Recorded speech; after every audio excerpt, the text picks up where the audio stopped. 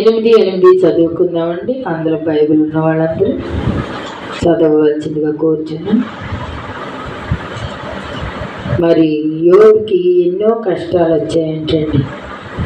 యేసు ప్రభు వారితో సాతాను పందెం కాసిందంట. ఏమని?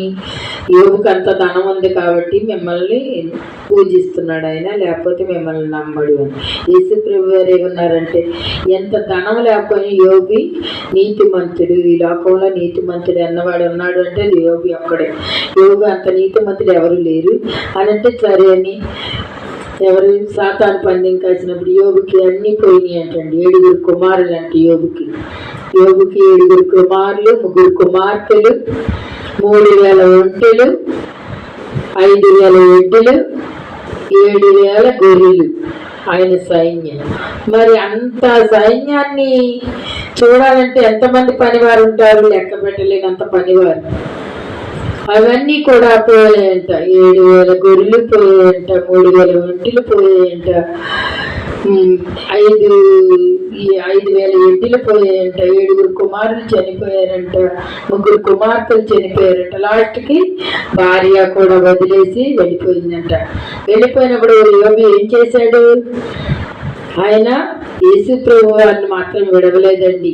ఎప్పుడూ ప్రార్థిస్తున్నాడంట. ఆయన ఎప్పుడు నాకు ఎంత పోయినా సరే నా యేసు ప్రభు నాకు ఉండగా ఆయనే ఇచ్చాడు, అతనే తీసుకెళ్ళిపోయాడు. ఆయన ఇచ్చినవి ఆయన తీసుకోవడంలో తప్పే ఉందని చెప్పేవాడంట ఆయన అందరికీ. ఎన్నో కష్టాలు పడ్డాడండి.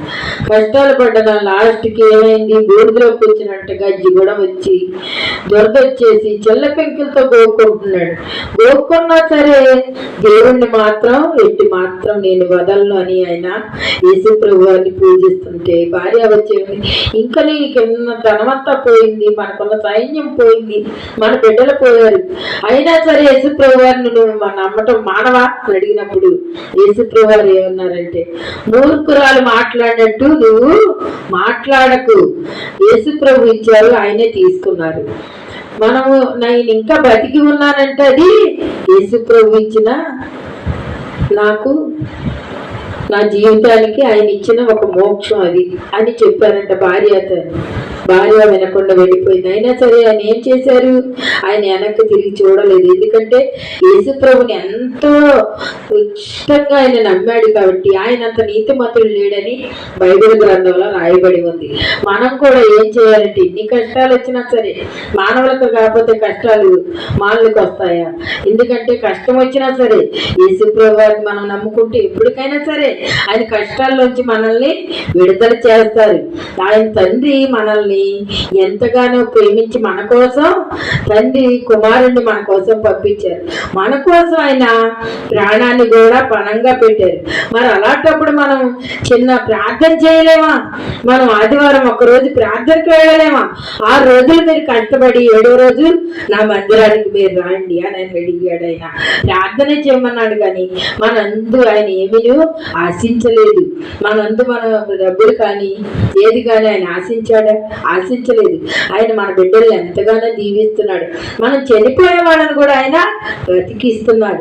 ఎందుకంటే మరి యోబు అన్ని కష్టాలు వచ్చినా సరే యేసు ప్రభు అని వదలలేదని యేసు ప్రభు ఏం చేశారు? వంతు అన్ని కూడా వంతుకు ఆయనకి ఎక్కువగా ఇచ్చారన్నమాట. ఎందుకని ఆయన చేసిన ప్రార్థన అటువంటిది. ఆయన యేసు ప్రభు వారిని వదలలేదు. భార్య వదిలేసి వెళ్ళిపోయినా, కుమారులు చనిపోయినా, కుమార్తెలు చనిపోయినా, సైన్యం పోయినా, గొర్రెలు చనిపోయినా, ఎడ్డులు చనిపోయినా, మరి అంత సైన్యం పోయినా సరే ఆయన ఎందుకని? యేసు ప్రభు వారు గొప్పతనాన్ని ఆయన గుర్తించారు కాబట్టి, ఆయన ప్రార్థనా పరుడు కాబట్టి, నీతిమంతుడు కాబట్టి. యోబు అంత నీతిమంతుడు ఎక్కడ కూడా లేడని యేసు ప్రభు వారే ఆయనకి చెప్పారంట. అందరికీ చెప్పారు. బైబిల్లో కూడా రాయబడి ఉంది. మనం అట్టి భక్తుడిగా బతకాలి కానీ మనం ప్రార్థనకి వెళ్ళి వచ్చేసాంలే, అయిపోయింది, మనం ప్రార్థన చేయకుండా ఉందాము అని అంటే మన కష్టాలు ఎలా తీరుతాయి? మనం ప్రార్థన చేయాలి, ఆయన్ని అడగాలి, మనం సన్నిధి చేయాలి. ఉదయం, మధ్యాహ్నం, సాయంత్రం ప్రార్థన చేయాలి. ఎందుకంటే నిత్యము ప్రార్థన చేయాలి. కాకపోతే మన కోసం ఆయన ఏం చెప్పాడు? ఉదయము, మధ్యాహ్నము, సాయంత్రం ప్రార్థన చేయమన్నాడు. ఎందుకంటే ఉదయమే ప్రార్థన చేయాలి, మధ్యాహ్నమే ప్రార్థన చేయాలి, సాయంత్రమే ప్రార్థన చేయాలి అని ఎక్కడ రాయబడి లేదు. కాకపోతే మన కష్టాల కోసం, మన పిల్లల్ని, మన కుటుంబాన్ని పోషించుకోవటం కోసం యేసు ప్రభు వారు పొద్దున్న, మధ్యాహ్నము, సాయంత్రం ప్రార్థన చేయమని చెప్పారు. మనము ఏం చేయాలి? యోగులాగా మంచి భక్తుల కింద మనము ఈ లోకంలో ప్రవర్తించాలి, నీతిమంతుల కింద ప్రవర్తించాలి. ఎందుకంటే ఎవరన్నా ఏమన్నా సరే దాన్ని మనం కాదు అని వెళ్ళిపోవాలి. చెడు సావాసం చేయకూడదు, మంచి సావాసం చేయాలి, మంచి వాళ్ళతో మాట్లాడాలి. ఎందుకంటే ఎటువంటి వాళ్ళతో అయినా మాట్లాడని యేసు ప్రభువు చెప్పారు. వారితో మనం మాట్లాడి వారిని మంచిగా మార్చాలి. అప్పుడే కదా మన హృదయాన్ని దేవుడు ఎరుగుతాడు. మనకి ఏం కావాలన్నా మనకు దేవుడు ఇవ్వాలంటే మనం ఏం చేయాలి? ప్రార్థన చేయాలి.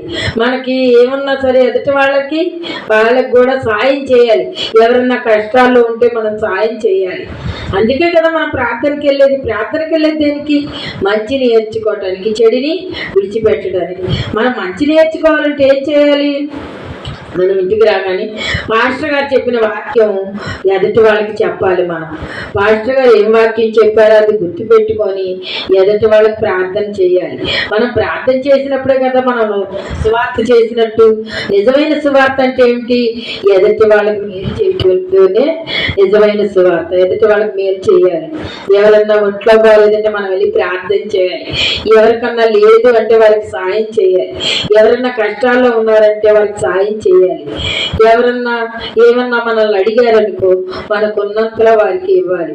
ఇచ్చినప్పుడే కదా మనం దేవుడి దృష్టిలో గొప్పవాళ్ళుగా ఉంటాం. మనం గొప్పవాళ్ళుగా ఉండాలంటే ముఖ్యంగా మనం ఏం చేయాలి? ప్రార్థన చేయాలి. మనము ఆదివారం మందిరం విడవకూడదు. ఎన్ని కష్టాలు వచ్చినా సరే, ఎన్ని శ్రమలు వచ్చినా సరే. యోగుకు వచ్చిన కష్టాలు ఎవరికన్నా వచ్చాయి ఈ లోకంలో? యోగుకు వచ్చిన శ్రమలు ఎవరికన్నా వచ్చాయా? లాస్ట్కి భార్య కూడా వదిలివేసి వెళ్ళిపోయింది. ఆయన అనాహారాలు కూడా లేవు, కప్పుకోట కనీసం దుప్పట కూడా లేదు, ఉంటాకి ఇల్లు కూడా లేదు. బూడిదలో ఉన్నారంట. బూడిదలో ఉన్నా సరే యేసు ప్రభువాన్ని ప్రార్థిస్తున్నారంట. ఆయన ఏమని? నా తండ్రి ఉండగా నాకు ఎటువంటి భయము నాకు లేదని. మరి అటువంటి భక్తుడిని మనం పోలి నడుచుకోవాలంటే మనం ఏం చేయాలి? మనం ముఖ్యంగా ముందు ప్రార్థన చేయాలి. మనం ప్రార్థన చేయాలంటే ముందు మనం ఏం చేయాలి? మందిరానికి వెళ్ళాలి. మందిరానికి వెళ్ళాలంటే మనం ఎవరిని నమ్మాలి? యేసు ప్రభువుని నమ్మాలి. రెండవది పాస్టర్ గారిని నమ్మాలి. పాస్టర్ గారిని కూడా మనము ధిక్కరించి మాట్లాడకూడదు. పాస్టర్ గారు కూడా దేవుడితో సమానం. పాస్టర్ గారు ఏం చెప్పినా సరే మనం హృదయంలో నెమరపరుచుకోవాలి, మంచిగా మాట్లాడాలి. ఎవరన్నా వస్తే గౌరవంగా మాట్లాడాలి. మనం అలా మాట్లాడినప్పుడు మనకి ఎప్పుడు నిత్యము కూడా మన యేసు ప్రభు వారు మనకి తోడుగా ఉంటారు, సాయంగా ఉంటారు.